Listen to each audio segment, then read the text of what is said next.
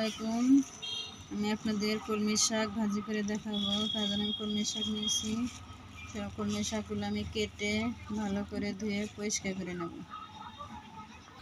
আমি শাকগুলো এরকম কুচি করে কেটে নিয়েছি। আমি এগুলো ভালো করে ধুয়ে পরিষ্কার করে নেব।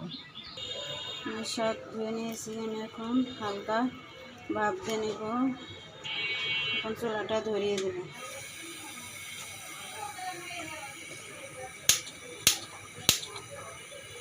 আমি শাকের অল্প একটু লবণ ছিটিয়ে দেব, ভাপিয়ে নেব।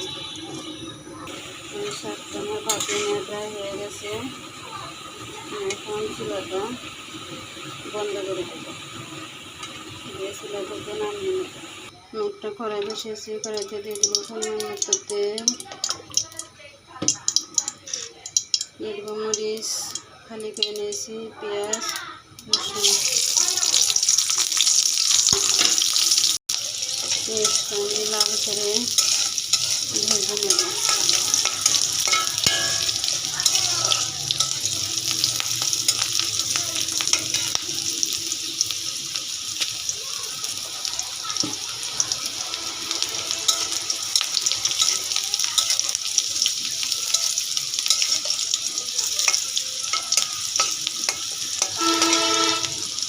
পেঁয়াজ ভেজে না হয়ে গেছে, এবার আমি শাকগুলো দিয়ে দিই।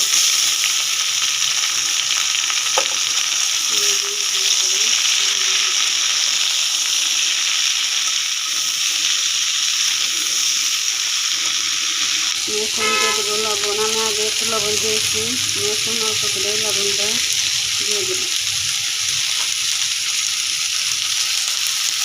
এখন শাকটা প্রায় হয়ে এসেছে, আমি একটু করে শাকটা নামিয়ে দেবো।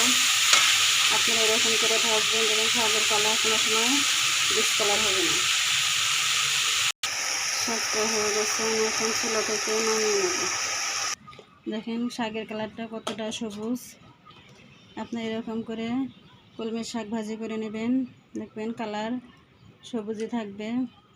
সবুজ থাকলে শাকটা খেতে ভালো লাগে। আপনারা যদি আমার রেসিপি ভালো লেগে